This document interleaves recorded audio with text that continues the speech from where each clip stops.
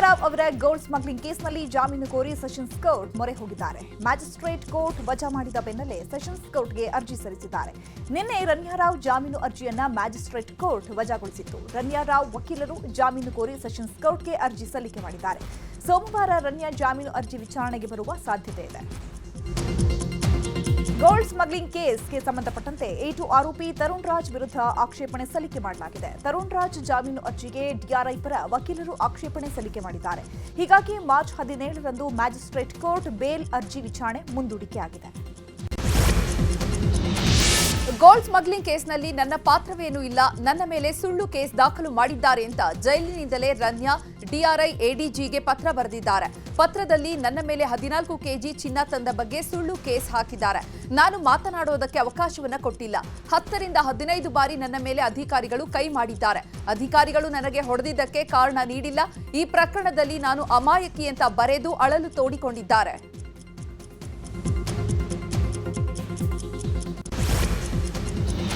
Gold smuggling ಆರೋಪಿ ರನ್ಯಾ ಬಂಧನ ಕೇಸ್ನಲ್ಲಿ ರನ್ಯಾ ಕಾರು ಚಾಲಕ ದೀಪಕ್ ಬಂಧನ ಎಂಬ ಸುದ್ದಿ ವಿಚಾರದ ಬಗ್ಗೆ ಮಾತನಾಡಿದಂತಹ ದೀಪಕ್ ಕುಟುಂಬಸ್ಥರು ರನ್ಯಾ ಪ್ರಕರಣಕ್ಕೂ ದೀಪಕ್ ಬಂಧನಕ್ಕೂ ಸಂಬಂಧ ಇಲ್ಲ, ಷೇರು ಮಾರುಕಟ್ಟೆಯಲ್ಲಿ ಹಣ ಡಬಲ್ ಮಾಡೋದಾಗಿ ವಂಚನೆ ಮಾಡಿದ್ದಾರೆಂದು ಕಳೆದ ಶುಕ್ರವಾರ ದೀಪಕ್ನನ್ನ ಸಿಸಿಬಿ ಪೊಲೀಸರು ಬಂಧಿಸಿದ್ರು. ಆದರೆ ರನ್ಯಾ ಕೇಸ್ನಲ್ಲಿ ದೀಪಕ್ಗೆ ಯಾವುದೇ ಕನೆಕ್ಷನ್ ಇಲ್ಲ ಅಂತ ಕುಟುಂಬಸ್ಥರು ಮಾಹಿತಿ ಕೊಟ್ಟಿದ್ದಾರೆ.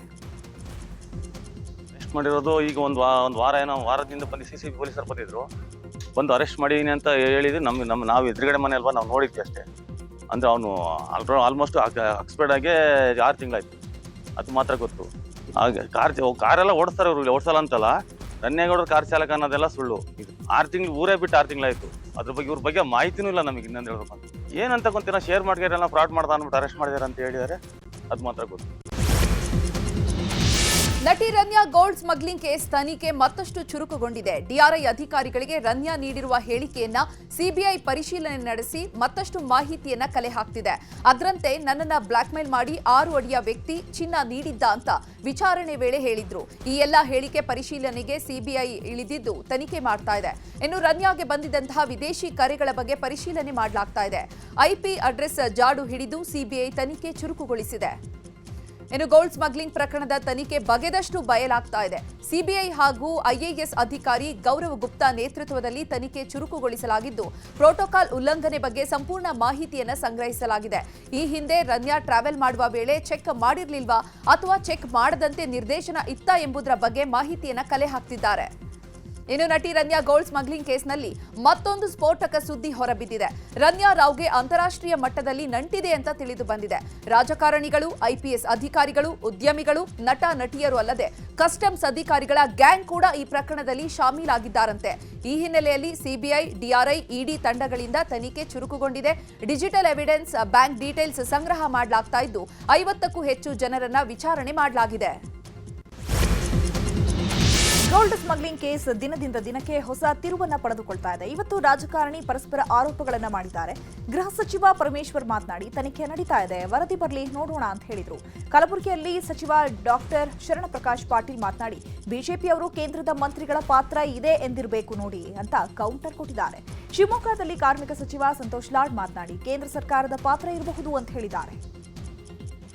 CPRನವರು ನಾವು ಇಶ್ಯೂ ಮಾಡ್ತೀವಿ, ನಿಮ್ಮದು ವಿತ್ಡ್ರಾ ಮಾಡಿ ಅಂತ ಹೇಳಿದ್ರು. ನಾವು ವಿತ್ಡ್ರಾ ಮಾಡಿದ್ವಿ. ನಮಗಿನ್ನೂ ಯಾವುದನ್ನೇ ವರದಿಯನ್ನು ಕೊಟ್ಟಿಲ್ಲ. ಈಗ ಅವರು ವರದಿ ಬರಲಿ, ವರದಿ ಬಂದಾಗ ಗೊತ್ತಾಗ್ತದೆ.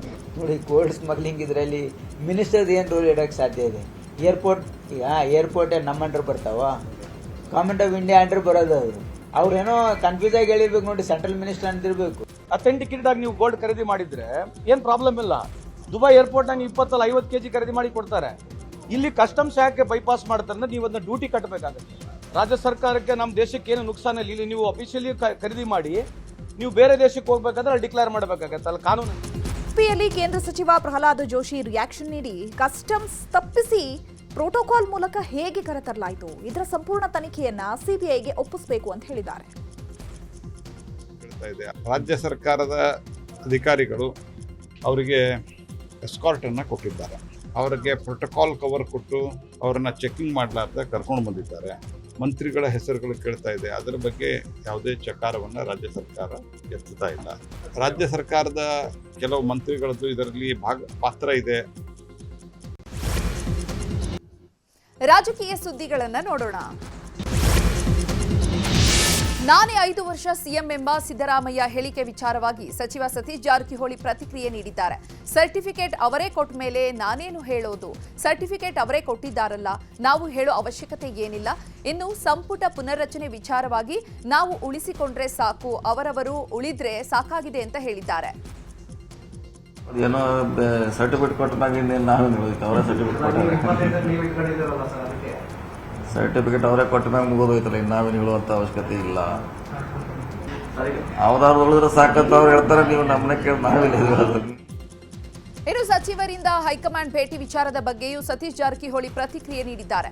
ಯಾರು ಹೋಗ್ತಾರೆ ಅವರನ್ನ ಕೇಳಬೇಕು, ಹೈಕಮಾಂಡ್ ಕರೆದಿಲ್ಲ, ಇಲ್ಲ ಅವರೇ ಹೋದ್ರ, ಹೈಕಮಾಂಡ್ ಕರೆದ್ರ, ನಾವು ಹೋಗಿದ್ದಾಗ ಹೇಳಿದ್ದೇವೆ, ರಾಜ್ಯ ರಾಜಕಾರಣದ ಬಗ್ಗೆ ಚರ್ಚೆ ಮಾಡಿದ್ದೇವೆ ಎಂದಿದ್ದಾರೆ.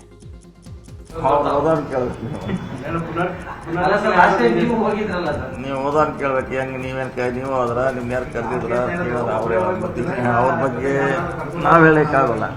ನಾವು ಇಲ್ಲಿ ಬಗ್ಗೆ ಚರ್ಚೆ ಹೇಳಲ್ಲ, ಇಲ್ಲಿ ಬಗ್ಗೆ ಚರ್ಚೆ ಮಾಡಿದ್ವಿ ಅಂತ ಹೇಳಿದ್ರಿ. ಕರ್ನಾಟಕದ ರಾಜಕೀಯ ವಿದ್ಯಮಾನ ಬಗ್ಗೆ ಮುಂದಿನ ಬಗ್ಗೆ ಚರ್ಚೆ ಮಾಡಿದ್ವಿ. ನಮ್ನ ಏನೇನು ಕೇಳಿದ್ರೆ ಅದನ್ನ ಉತ್ತರ ಕೊಟ್ಟಿವಿ ಅಂತ ಹೇಳಿದ್ರು. ಅದನ್ನ ಅವ್ರು ಮಾಡಿರ್ಬೋದು ಅಷ್ಟೇ. ನಾವು ಮುಂದಿನ 28 ಬರಲಿಕ್ಕೆ ಮಾಡಲೇಬೇಕಲ್ಲ, 28ರಲ್ಲಿ ಮತ್ತೆ ಸರ್ಕಾರ ಬರಬೇಕು. ವಕ್ಫ್ ಬೋರ್ಡ್ ಅಧ್ಯಕ್ಷರ ಆಯ್ಕೆಯಲ್ಲಿ ಜಮೀರ್ಗೆ ಶಾಕ್ ಕೊಡಲಾಗಿದೆ. ಮಲ್ಲಿಕಾರ್ಜುನ ಖರ್ಗೆ ಆಪ್ತ ಸೈಯದ್ ಉಲ್ ಹುಸೇನ್ಗೆ ವಕ್ಫ್ ಅಧ್ಯಕ್ಷ ಪಟ್ಟ ನೀಡಲಾಗಿದೆ. ಈ ಹಿಂದೆ ಚಿತ್ರದುರ್ಗದ ಅನ್ವರ್ ಪಾಷಾ ಪರ ಸಚಿವ ಜಮೀರ್ ಅಹಮದ್ ಖಾನ್ ಲಾಬಿ ಮಾಡಿದ್ರು. ಈ ಬಗ್ಗೆ ಸಿಎಂ ಭೇಟಿಯಾಗಿ ಮನವಿ ಕೂಡ ಸಲ್ಲಿಸಿದ್ರು. ಆದರೆ ಸಚಿವ ಜಮೀರ್ ಬೇಡಿಕೆಗೆ ಮಲ್ಲಿಕಾರ್ಜುನ ಖರ್ಗೆ ಒಪ್ಪಿಲ್ಲ. ಬದಲಾಗಿ ವಕ್ಫ್ ಅಧ್ಯಕ್ಷರಾಗಿ ಸೈಯದ್ ಉಲ್ ಹುಸೇನ್ನನ್ನ ಅವಿರೋಧವಾಗಿ ಆಯ್ಕೆ ಮಾಡಲಾಗಿದೆ.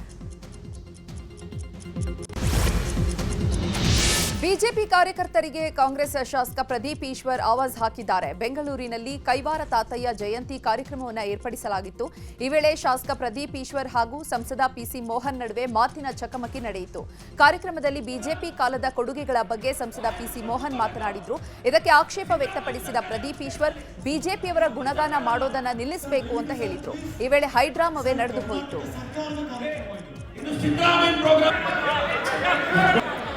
ಇದನ್ನು ಬಿಜೆಪಿ ಪ್ರೋಗ್ರಾಮ್ ಅನ್ಕೊಂಡಿದ್ದೀರಾ? ಕಾಂಗ್ರೆಸ್ ಗೌರ್ಮೆಂಟ್ ಇರೋದು ಇದು. ಬಿಜೆಪಿ ಗುಣಗಾನ ಮಾಡೋದು ಬಾಯಿ ಮುಚ್ಚಬೇಕಿಲ್ಲ, ಬಾಯಿ ಮುಚ್ಕೊಂಡು ಕೂತ್ಕೊ. ಪ್ರದೀಪ್ ಈಶ್ವರ್ ಅವರೇ, ಒಂದು ನಿಮಿಷ, ನಿಮ್ಗೆ ಉತ್ಸಾಹ ಇದೆ ಒಳ್ಳೆದೆ, ಬಟ್ ನೀವು ಕೂತ್ಕೊಂಡು ಇಲ್ಲಿ ಸಿದ್ದರಾಮಯ್ಯದು ಪ್ರೋಗ್ರಾಮ್ ಇದು ಅಂದ್ರೆ ನಾನ್ ಬಿಜೆಪಿ ಸಂಸದ ಇರ್ಬೇಕಾ ಬೇಡವಾ?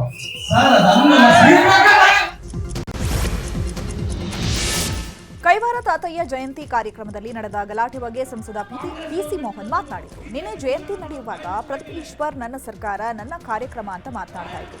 ಯಾವಾಗ ಅವರು ಲಕ್ಷ್ಮಣ ರೇಖೆ ದಾಟಿದ್ರೋ ಆವಾಗ ನಾನು ಪ್ರಶ್ನೆ ಮಾಡಿದೆ, ಹಿಂದಿನ ಸರ್ಕಾರದಿಂದ ಜಯಂತಿಯ ಕೊಡುಗೆ ಬಗ್ಗೆ ಮಾತನಾಡಿದ್ರೆ ಪ್ರದೀಪ್ ಈಶ್ವರ್ಗೆ ಏನ್ ಹೊಟ್ಟೆ ಉರಿ, ಜಯಂತಿ ಶುರು ಮಾಡಿಸಿದ್ದು ಬಿಜೆಪಿ ಸರ್ಕಾರ ಅಂತ ತಿರುಗೇಟು ಕೊಟ್ಟಿದ್ದಾರೆ.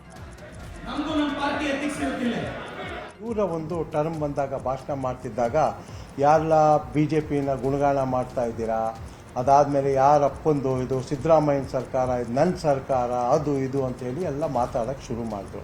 ಜನ ಕೂಡ ಅಲ್ಲಿ ಸಭಿಕರು ಕೂಡ ಒಂದು ಸ್ವಲ್ಪ ಆಕ್ರೋಶಗೊಂಡ್ರು. ಯಾಕೆ ಈ ಥರ ಈ ಟೋನಲ್ಲಿ ಮಾತಾಡ್ತಾ ಇದ್ದಾರೆ, ಇದೊಂದು ತಾತಯ್ಯನವರ ಜಯಂತಿಯಲ್ಲಿ ಇಡೀ ಸಮುದಾಯ ಬಹಳ ಸಂತೋಷದಿಂದ ಇರೋ ಟೈಮಲ್ಲಿ ನೀವು ಯಾಕೆ ಹಿಂಗೆ ಬಿಹೇವ್ ಮಾಡ್ತಾ ಇದ್ದೀರಾ ಅಂತೇಳಿ ಜನ ಕೂಡ ಕೂಗೋಕ್ಕೆ ಶುರು ಮಾಡಿದ್ರು. ಯಾವಾಗ ಅವರು ಒಂದು ಲಕ್ಷ್ಮಣ ರೇಖೆ ಕ್ರಾಸ್ ಮಾಡಿದ್ರು, ನಾನು ಮಧ್ಯದಲ್ಲಿ ಬಂದು ಮಾತಾಡುವಂಥ ಪರಿಸ್ಥಿತಿ ಬಂತು. ನಾನು ಹೇಳಿದೆ, ನಾನು ಬಿ ಜೆ ಪಿಯ ಸಂಸದನಾಗಿ ಇಲ್ಲಿ ಕೂತಿದ್ದೀನಿ, ನಾನು ಕೂತ್ಕೋಬೇಕಾ ಬೇಡವಪ್ಪ ಅಂತ ಹೇಳಿದೆ. ಸಣ್ಣದ ಬಿಜೆಪಿ ಶಾಸಕ ಬಸನಗೌಡ ಪಾಟೀಲ್ ಯತ್ನಾಳ್ ವಿರುದ್ಧ ಮತ್ತೆ ಮಾಜಿ ಸಚಿವ ರೇಣುಕಾಚಾರ್ಯ ವಾಗ್ದಾಳಿ ನಡೆಸಿದ್ದಾರೆ. ದಾವಣಗೆರೆಯಲ್ಲಿ ಮಾತನಾಡಿದ ಅವರು, ಹಿಂದೂ ಹುಲಿ ಪಂಚಮಸಾಲಿ ಹುಲಿ ಅಂತಾರೆ, ಹಾಗಾದ್ರೆ ಲಾಠಿ ಚಾರ್ಜ್ ಆದಾಗ ಯಾಕೆ ಮಾತನಾಡಲಿಲ್ಲ? ಮೀಸಲಾತಿ ವಿಚಾರದಲ್ಲಿ ಯಾಕೆ ಮಾತನಾಡಿಲ್ಲ? ಯತ್ನಾಳ್ ಅವರೇ, ಸಂದರ್ಭಕ್ಕೆ ತಕ್ಕಂತೆ ಮುಖವಾಡ ಹಾಕಬೇಡಿ. ನಾವು ಮಾಡಿದ ನಂತರ ನೀವೇಕೆ ಸಮಾವೇಶವನ್ನ ಮಾಡಿದ್ರಿ? ವೀರಶೈವ ಲಿಂಗಾಯತದಲ್ಲಿ ಯಡಿಯೂರಪ್ಪ ಒಬ್ಬರೇ ಪ್ರಶ್ನಾತೀತ ನಾಯಕ ಎಂದಿದ್ದಾರೆ. ನಾವು ಯತ್ನಾಳ್ರವರಿಗೆ ಕೆಲವು ನಮ್ಮವರ ಮಧ್ಯೆ ಭಿನ್ನಾಭಿಪ್ರಾಯಗಳಿದ್ದವು, ರಾಜಕೀಯ ಅಂತಲ್ಲ. ಅವ್ರ ಆಸ್ತಿ ನಾವು, ನಮ್ಮ ಆಸ್ತಿ ಇಲ್ಲ.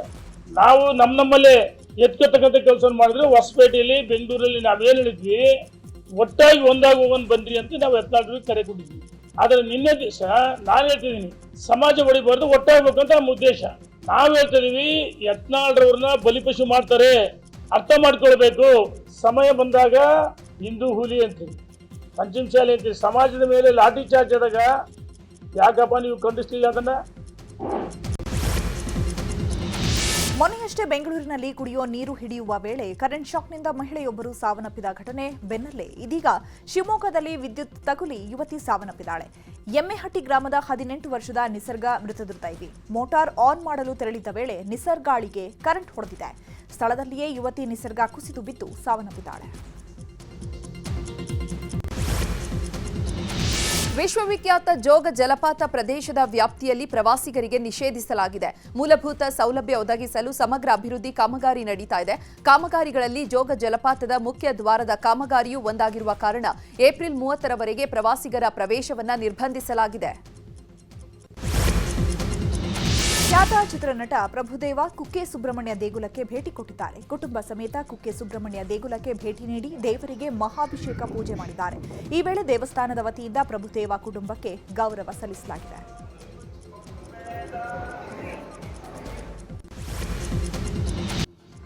ಕ್ರೈಮ್ ಸುದ್ದಿಗಳನ್ನು ನೋಡೋಣ. ಹಾವೇರಿ ಜಿಲ್ಲೆ ಮಾಸೂರಿನಲ್ಲಿ ನಡೆದಿದ್ದ ಸ್ವಾತಿ ಹತ್ಯೆ ಪ್ರಕರಣಕ್ಕೆ ಟ್ವಿಸ್ಟ್ ಸಿಕ್ಕಿದೆ.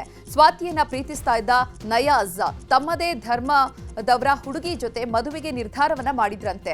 16 ಯುವತಿಯರನ್ನ ನೋಡಲು ಹೋಗಿದ್ದ ಈತನನ್ನ 15 ಯುವತಿಯರು ರಿಜೆಕ್ಟ್ ಮಾಡಿದ್ರಂತೆ.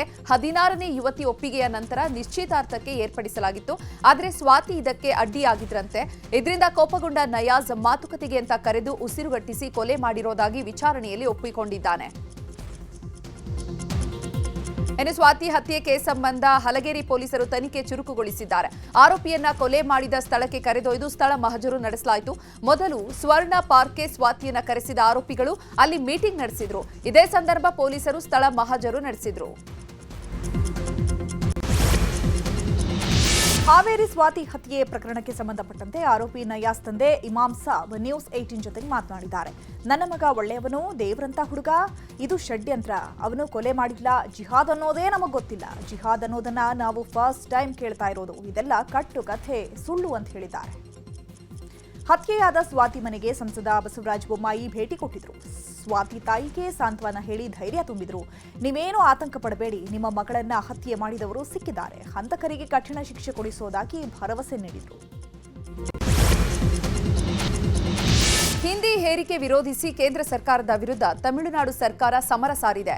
ನಮಗೆ ಹಿಂದಿ ಇರುವಂತಹ ತ್ರಿಭಾಷಾ ಶಿಕ್ಷಣ ಬೇಡ, ಭಾರತದ ರಾಜ್ಯಗಳಿಗೆ ದ್ವಿಭಾಷಾ ಸೂತ್ರವೇ ಸಾಕು ಅಂತ ಸಿಎಂ ಸ್ಟಾಲಿನ್ ಭಾಷಾ ಯುದ್ಧ ಸಾರಿದ್ದಾರೆ. ಇದರ ಮಧ್ಯೆ ನಟ ಹಾಗೂ ಆಂಧ್ರಪ್ರದೇಶ ಡಿಸಿಎಂ ಪವನ್ ಕಲ್ಯಾಣ್ ತಮಿಳುನಾಡು ಸರ್ಕಾರದ ವಿರುದ್ಧ ವಾಗ್ದಾಳಿ ನಡೆಸಿದ್ದಾರೆ. ಹಿಂದಿ ರಾಜ್ಯಗಳಿಂದ ಹಣ ಬೇಕು, ಆದರೆ ಹಿಂದಿ ಭಾಷೆ ಬೇಡ ಅಂದ್ರೆ ಹೇಗೆ? ತಮಿಳು ಸಿನಿಮಾಗಳನ್ನ ಹಿಂದಿಗೆ ಡಬ್ ಮಾಡಬೇಡ್ರಿ ಅಂತ ಗುಡುಗಿದ್ದಾರೆ. ಪವನ್ ಕಲ್ಯಾಣ್ ಹೇಳಿಕೆಗೆ ನಟ ಪ್ರಕಾಶ್ ರಾಜ್ ತಿರುಗೇಟು ನೀಡಿ, ನಮ್ಮ ಮೇಲೆ ಹಿಂದಿ ಹೇರಬೇಡಿ ಅನ್ನೋದು ಭಾಷೆಯನ್ನ ದ್ವೇಷಿಸುವುದಲ್ಲ, ಯಾರಾದರೂ ಪವನ್ಗೆ ಬುದ್ಧಿ ಹೇಳಿ ಅಂತ ಕುಟುಕಿದ್ದಾರೆ. ಇಟಲಿಯಲ್ಲಿ 5.0 ತೀವ್ರತೆಯ ಭೂಕಂಪನ ಸಂಭವಿಸಿದೆ. ಭೂಕಂಪನಕ್ಕೆ ಬೃಹತ್ ಕಟ್ಟಡಗಳು ನಡುಗಿತು. 11ಕ್ಕೂ ಹೆಚ್ಚು ಜನರಿಗೆ ಗಾಯಗಳಾಗಿದೆ. ಸದ್ಯ ಗಾಯಗೊಂಡವರನ್ನು ಆಸ್ಪತ್ರೆಗೆ ದಾಖಲು ಮಾಡಲಾಗಿದೆ. ಪ್ರವಾಹ ಹಾಗೂ ಭೂಕಂಪಕ್ಕೆ ಇಟಲಿ ಜನರು ತತ್ತರಿಸಿ ಹೋಗಿದ್ದಾರೆ.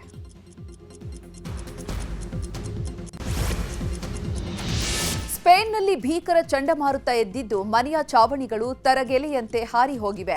ಗಂಟೆಗೆ ಕಿಲೋಮೀಟರ್ ವೇಗದಲ್ಲಿ ಗಾಳಿ ರಭಸವಾಗಿ ಬೀಸ್ತಾ ಇದ್ದು, ಗಾಳಿಯ ಜೊತೆಗೆ ಹಲವೆಡೆ ಧಾರಾಕಾರ ಮಳೆಯೂ ಆಗಿದೆ.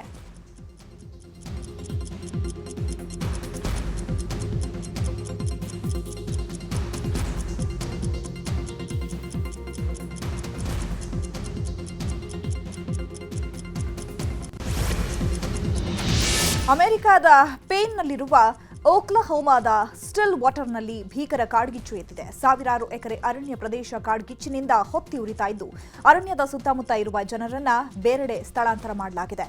ಅಲ್ಲದೆ ಕಾಡ್ಗಿಚ್ಚು ನಿಯಂತ್ರಿಸಲು ಅಗ್ನಿಶಾಮಕ ತಂಡ ಹರಸಾಹಸ ಪಡ್ತಾ ಇದೆ.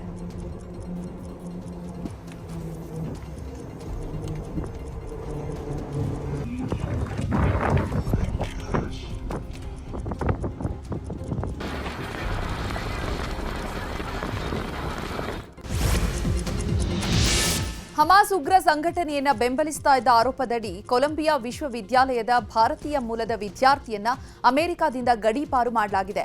ಭಾರತೀಯಳಾಗಿರುವಂತಹ ರಂಜನಿ ಶ್ರೀನಿವಾಸನ್ ಕೊಲಂಬಿಯಾ ವಿವಿಯಲ್ಲಿ ಡಾಕ್ಟರೇಟ್ ವಿದ್ಯಾರ್ಥಿಯಾಗಿದ್ರು. ಸದ್ಯ ಭಯೋತ್ಪಾದಕ ಸಂಘಟನೆಯಾದಂತಹ ಹಮಾಸ್ನ ಬೆಂಬಲಿಸುವ ಚಟುವಟಿಕೆಯಲ್ಲಿ ಭಾಗಿಯಾಗಿದ್ದರಿಂದ ಗೃಹ ಭದ್ರತಾ ಇಲಾಖೆ ರಂಜನಿ ವೀಸಾ ರದ್ದು ಮಾಡಿ ಗಡೀಪಾರು ಮಾಡಿದೆ.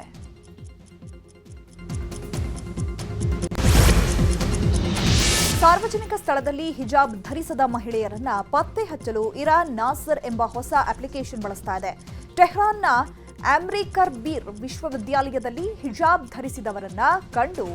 ಧರಿಸದವರನ್ನ ಕಂಡು ಹಿಡಿಯೋದಕ್ಕೆ ಅಧಿಕಾರಿಗಳು ಡ್ರೋನ್ ಕ್ಯಾಮೆರಾಗಳನ್ನು ಅಳವಡಿಸಿದ್ದಾರೆ.